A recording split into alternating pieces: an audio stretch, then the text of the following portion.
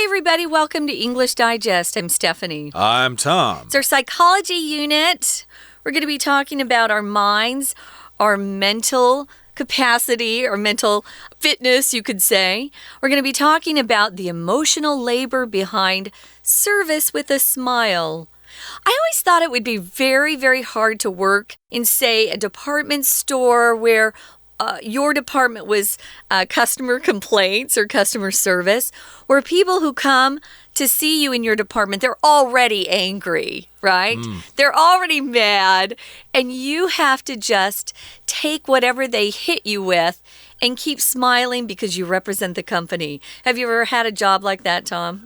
Sort of. I think I experienced that when I was working at a motel. If somebody's not satisfied with their wake-up call or something like that, then they're angry and you have to be really nice to them. But not really. I haven't really had too much of that kind of experience. Usually if somebody's angry and they start shouting at me, well, I'll shout right back. If you don't like it, tough. You can take your business elsewhere. I don't care. This is just a part-time job for me. No. Yeah, well, maybe when I was a kid I would do that. But, you know, if you have a career and you want to keep your job and you don't want to get fired, then you have to learn to smile even though you are really angry inside. And I guess that's going to require a lot of emotion in you because you need to have that service with a smile. Yeah, when people use customer service or something, they've usually got something to complain about.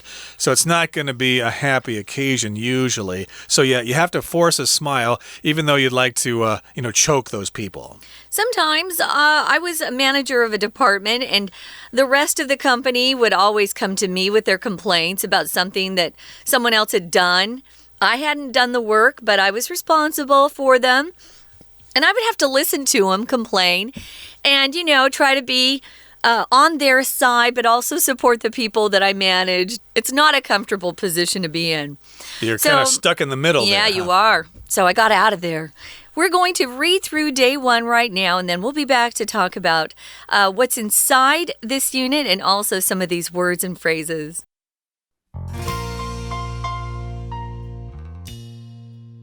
Moments before her shift at work began, Becky learned that her father's leukemia had returned.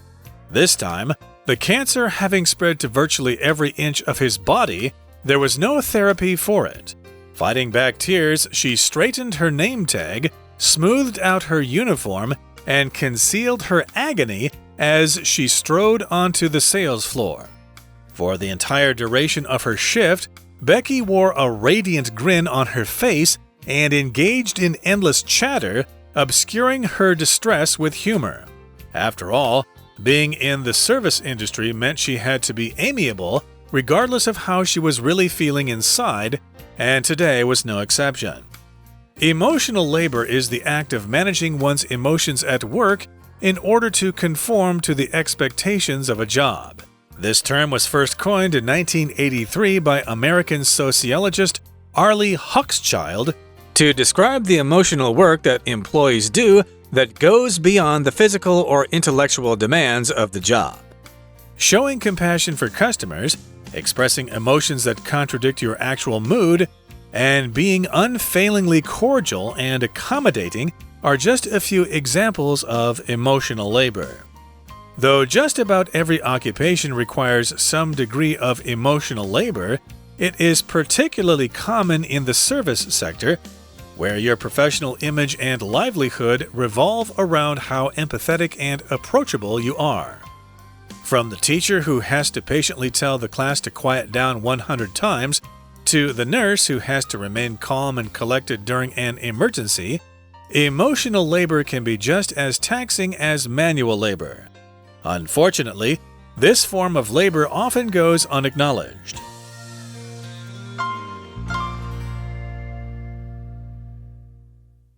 Okay, guys, let's take a look at the title first. The emotional labor behind service with a smile.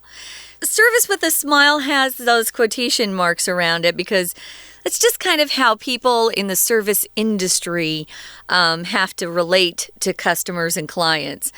They always have to have a good attitude. They're smiling. It doesn't matter what's wrong. They have to always look like things are great. At the end of the article here, I know that our author mentioned nurses. I think of the ER doctors and nurses that have to be very calm and collected when things are really crazy and family members are probably screaming and crying because someone they love is in danger of passing away. Those are tough jobs, and you want someone who really can control their emotions. I don't want someone who's emotionless, like, a robot, but I also don't want someone who is a drama queen. We call those people who freak out at stuff drama queens or make a big deal about everything. It's always drama.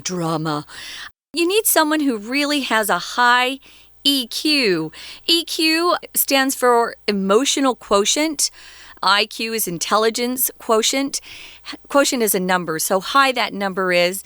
This was a really big deal about 30 years ago. A guy named Daniel Goleman wrote the book. I still own it. I brought it with me. I think it's a great book, and it's how to really control and tame your emotions so that you are the best person you can be. It's not just about intelligence. In fact, they've proven through studies that bosses would rather have someone who is more emotionally sophisticated and able to control emotions than someone who is just book smart. Yeah, you can't lose your cool on the job. You might lose customers and clients and stuff like that. You have to work with people. So, yeah, EQ is very important there. So I suppose that is very closely related to what we're talking about today, which is emotional labor, which is all about service with a smile. Indeed, if you're working in customer service, you need to be happy. You can't be mad and angry at your customers. Otherwise, your company's going to lose business and you're going to go out of business and you'll lose a job. We've got an example of someone dealing with this. Her name is Becky here. This is just a hypothetical situation here. Moments before her shift at work began, when she's supposed to work, just before she starts, Becky learned that her father's leukemia had returned.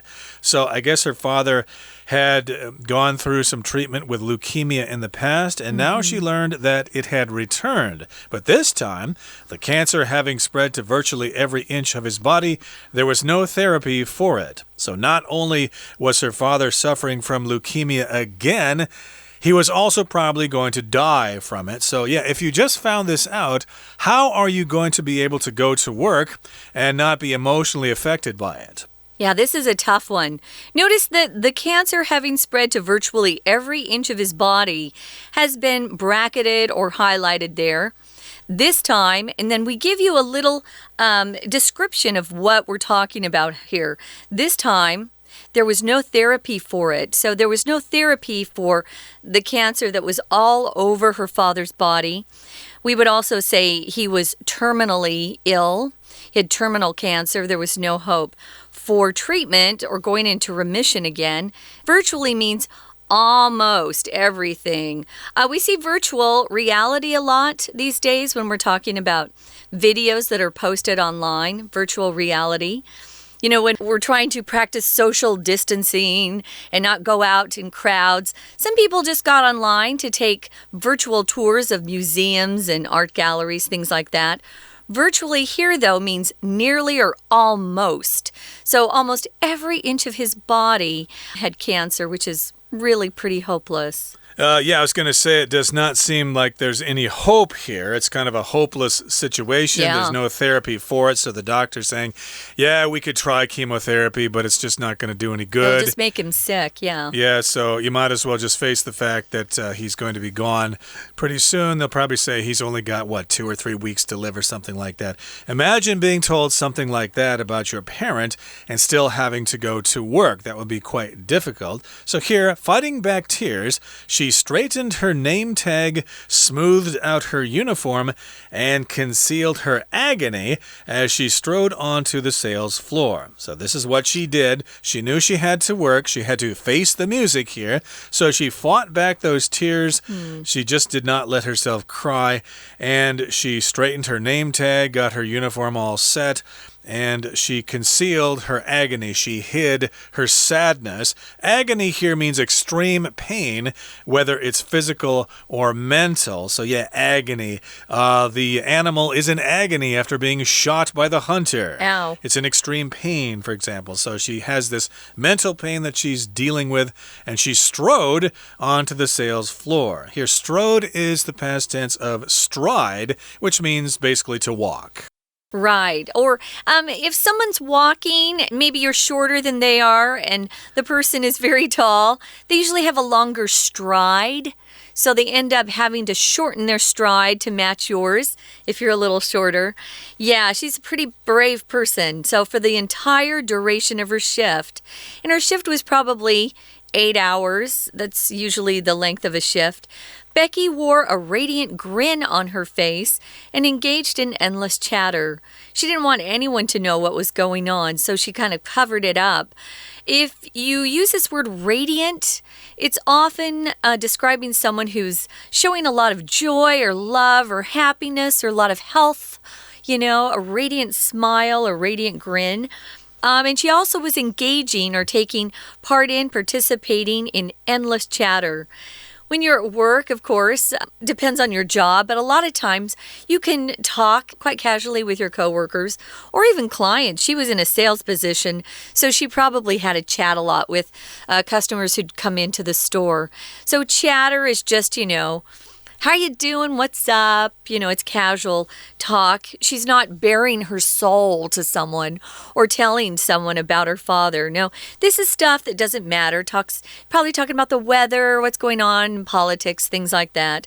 Endless chatter. You can hear chatter when you go by, for example, classrooms during recess with the kids talking and laughing. There's a lot of chatter going on.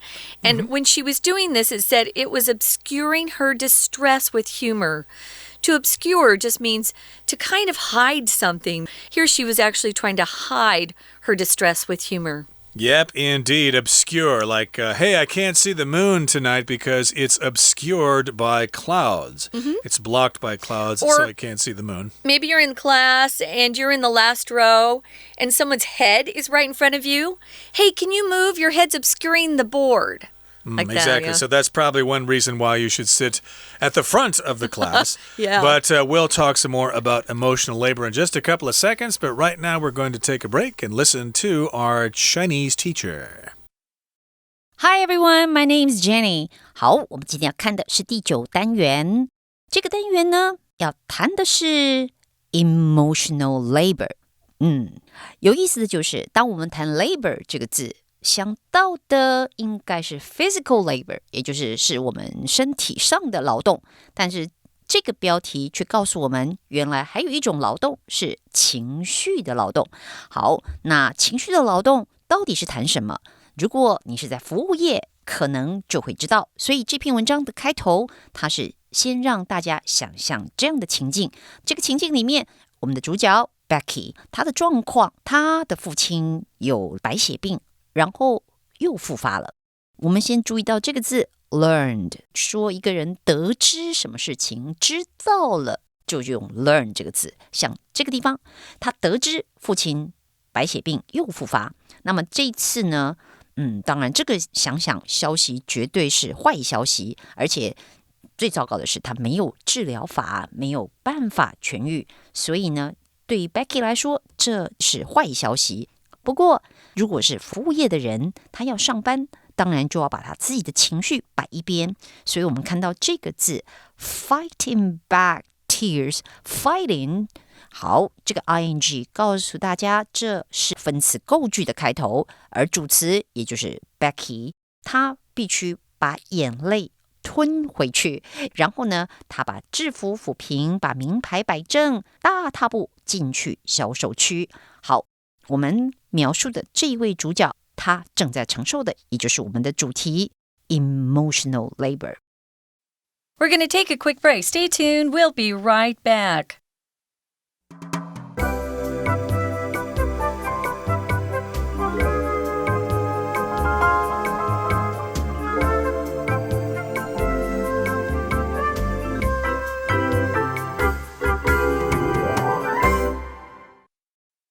Welcome back, everybody. We're going to continue talking about emotional labor and why you need to conduct business service with a smile. Now, we were talking about an example here. Becky found out that her father has leukemia. It has come back, but this time it's spread all over his body, but she still has to go to work. So she fights back her tears, she conceals her agony, and then she strode onto the sales floor, and she had to have this radiant, bright, happy grin on her face as she engaged in chatter and small talk, and she was obscuring or hiding her pain and her agony, and she had to act like she was just like everybody else, chatting and laughing and having a good time, even though she's, of course, in great mental anguish because of her father's condition. After all, being in the service industry meant she had to be amiable regardless of how she was really feeling inside, and today was no exception.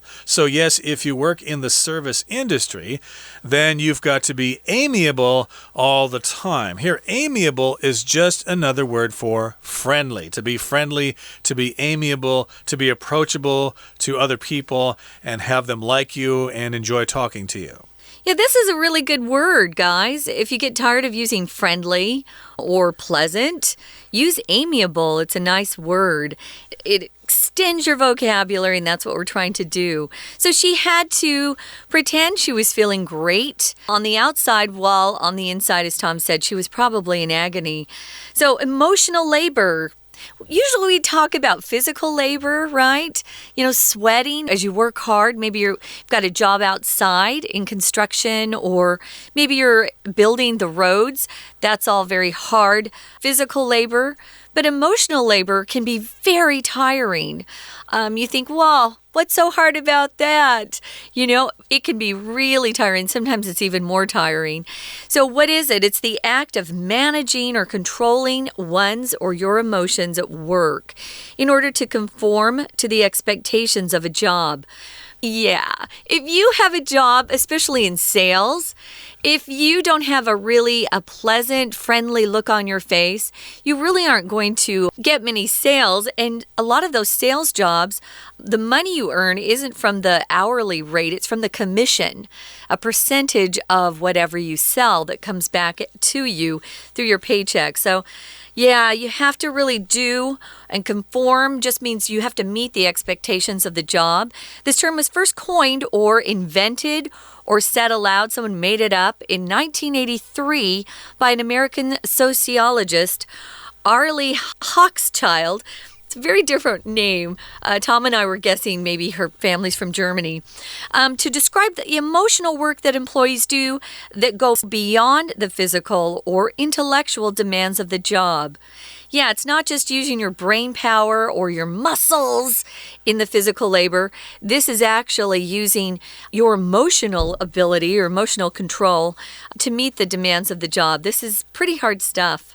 Yeah, I guess it means that you just can't crack under pressure. Nope. You've got your emotions under control. You don't start screaming or crying when the going gets tough. So here in the next sentence it says, showing compassion for customers, expressing emotions that contradict your actual mood, and being unfailingly cordial and accommodating are just a few examples of emotional labor. So yeah, these are a few examples of emotional labor. You need to show compassion for customers. You don't have to just act. You can actually be genuinely concerned about your customers. You know that they work hard and they like their lives to be as smooth as possible. So yeah, if their TV doesn't work or something, you need to realize that that affects their life, and you need to show compassion or sympathy for that. And you also have to not express your emotions, and you have to control those emotions, even though you might be hurting inside. Like you're looking at your customer and you're thinking, you ungrateful creep, you. Everybody has this problem. Why are you complaining about this to me? Boy, I would like to strangle you so much right now. But you still have to smile. Oh, yes, sir. Can I help you? Oh, I realize you're having trouble with that. Let me help you. Yeah, but I can always tell when people are faking it. Don't do that. It makes me more, it makes true, me yeah, angrier. You need to be sincere, yeah. Okay, now moving on to the final paragraph. Though just about every occupation requires some degree of emotional labor, Which is true. Just getting along with coworkers requires emotional labor sometimes.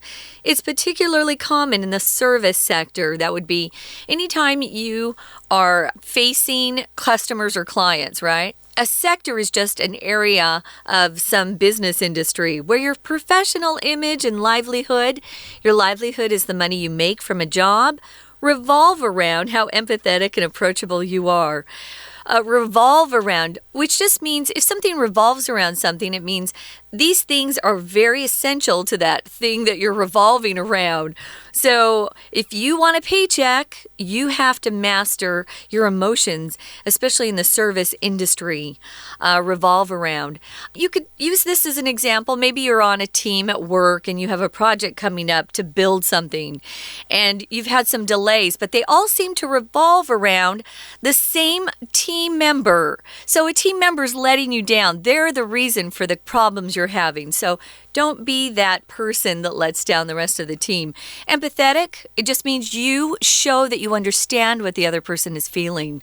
That's right. So you need to have that empathy, and you need to be approachable. Customers need to think that you are there to help them and that you're willing to help them, and then they'll relax, and maybe you'll actually have an enjoyable time dealing with the customer's complaint. Now, from the teacher who has to patiently tell the class to quiet down 100 times, to the nurse who has to remain calm and collected during an emergency, emotional labor can be just as taxing as manual labor. So here we've got this kind of pattern here. We talk about a range of things from this to this, and because we have those things, therefore you need to do something else. So we're talking about the range here. On one hand, we've got a teacher with lots of noisy, naughty students, and this teacher has to tell those kids to quiet down, not just once, not but twice, but 100 times until they are blue in the face. And that's on one hand. And then on the other hand, we've got a nurse who needs to be calm and collected, especially during an emergency when somebody's life is at stake here. And because of these two things, or because of this range, you need to have this emotional labor. And it can be very difficult. It can be taxing, just as taxing as manual labor. I hope that doesn't refer to the government trying to take more money out of your check. No. This taxing is an adjective, and it means you're either physically or mentally or emotionally, something's demanding of you. It's making you work hard. It's taxing. It's exhausting. You could put that there. It can be just as exhausting as manual labor, and this is the fact right there. Yeah, if you have one of those jobs, I admire you. It says here, unfortunately, this form of labor often goes unacknowledged, or people don't even talk about that part of the job. That's a huge part of service industry jobs, having that emotional labor that you need to come through on. I admire those people a lot. I do too, and I suppose if you realize that customer service agents have their own problems, maybe it will help the interaction and you'll get more out of it and you'll get faster service and you'll get an extra product. Who knows? So yeah, it helps to know how the other person is feeling. Okay, that brings us to the end of our explanation for today. It's time now to listen to our Chinese teacher. 所谓的 emotional labor， 也就是说你在上班，那就要表现出你的专业来，你必须把情绪摆一边。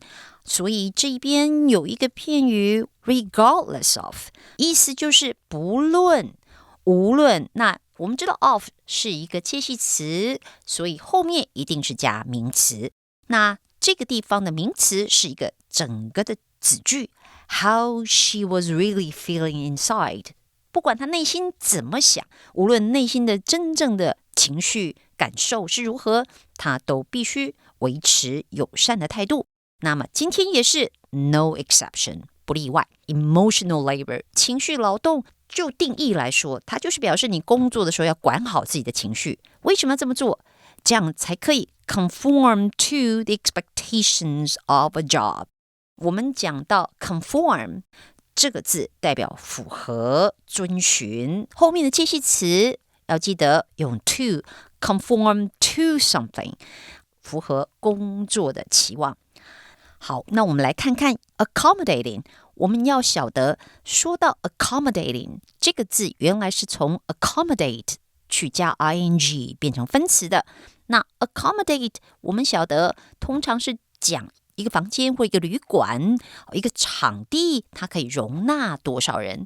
可是呢，当你用这个字加 ing 来修饰人的时候， accommodating 就表示说别人对你的要求你会接受，或者是会迎合别人的要求。所以 accommodating 翻成中文也可以表示你是乐于帮助别人的。